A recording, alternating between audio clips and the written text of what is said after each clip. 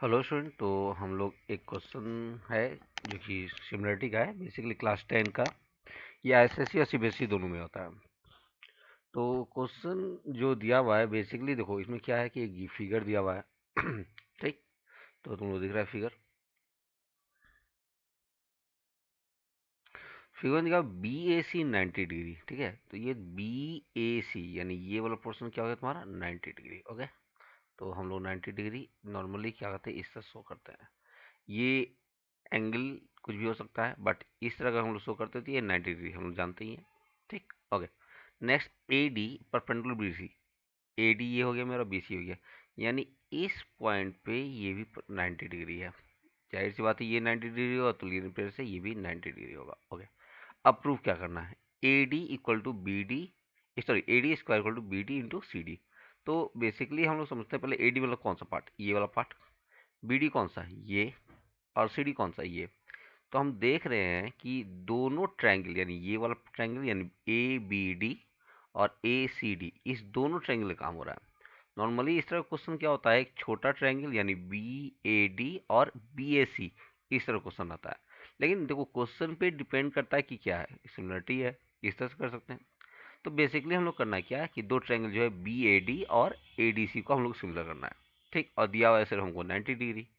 तो ऐसा क्वेश्चन बहुत कॉमन है। बेसिकली जब भी सिमिलरिटी क्वेश्चन आता है, एक फिगर और दूसरा फिगर, तो एक 90 डिग्री तुमको देगा ही, और वो काफ़ी है, उसी से बाकी सब सॉल्व हो जाता है। तो समझते हैं इसको। देखो बेसिकली हम लोग करते क्या है कि जैसे ये एंगल है, हम लोग मान लेते हैं इस एंगल को थीटा। ठीक। अब समझना, बी बी ए डी एक राइट एंगल ट्रायंगल हो गया, क्योंकि ये भाई मेरा 90 डिग्री है। ये 90 डिग्री हो गया, ये थीटा हो गया। इट मीन्स ये क्या होगा, क्योंकि जब ये 90 डिग्री हो गया तो इस एंगल का और इस एंगल का भी सम 90 डिग्री होना चाहिए, क्या कि तीनों एंगल सम 180 होता है। चूंकि ये थीटा दिया हुआ है, तो ये एंगल क्या हो जाएगा मेरा 90 डिग्री माइनस थीटा हो जाएगा। ठीक। अब देखो theta plus 90, theta plus 90 add करेंगे तो थीटा थीटा कैंसिल होगा, 90 90 180 कैंसिल। ठीक। लेकिन पॉइंट ये है कि हम जब ये गिवन दिया हुआ भाई ये 90 डिग्री है और उसमें से ये 90 डिग्री माइनस थीटा हो गया, तो जो रिमेनिंग एंगल होगा ये एंगल क्या होगा, ये एंगल क्या हो जाएगा मेरा थीटा। ओके। तो अब देखो ट्रायंगल में किसी भी सिमिलर करने के लिए सिर्फ दो ही एंगल का बराबर होना काफ़ी होता है, तीसरा एंगल कोई नीड ही नहीं है। नहीं कर सकते हैं, लेकिन हम लोग कोई भी नहीं करते हैं, हम दो काफ़ी हो जाता है।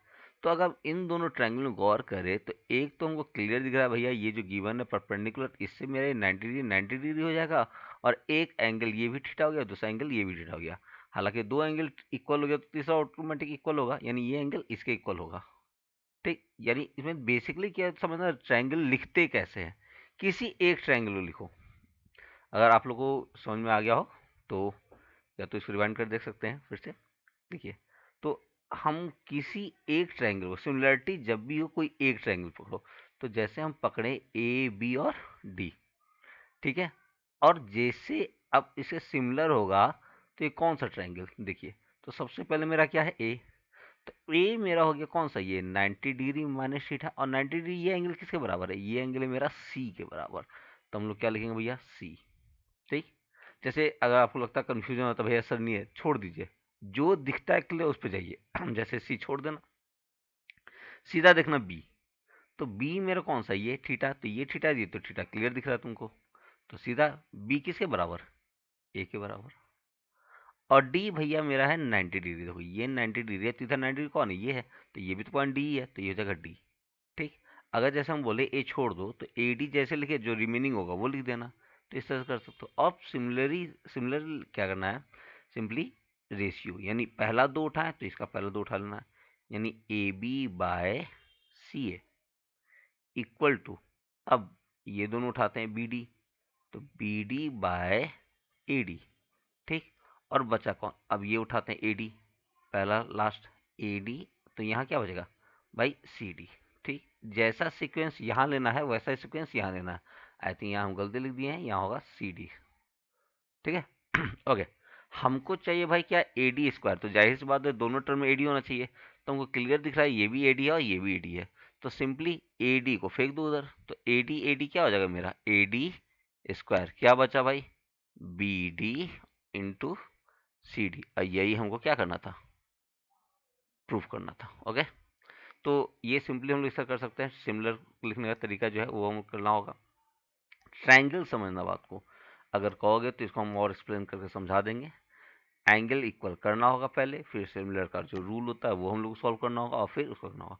बेसिकली इस तरह से क्वेश्चन हम समझाए हैं। अगर तुम चाहते हो कि इसको डिटेल में बनाए तो कमेंट में मैसेज करना डिटेल, हम इसको और अच्छा से एक्सप्लेन करके लिख लिख के कैसे लिखा जाएगा वो समझा देंगे। मेरा पॉइंट था इस क्वेश्चन को समझाने का, आपको समझा चुके हैं। फिर भी अगर दिक्कत होती है तो आप कमेंट कीजिए। Thank you.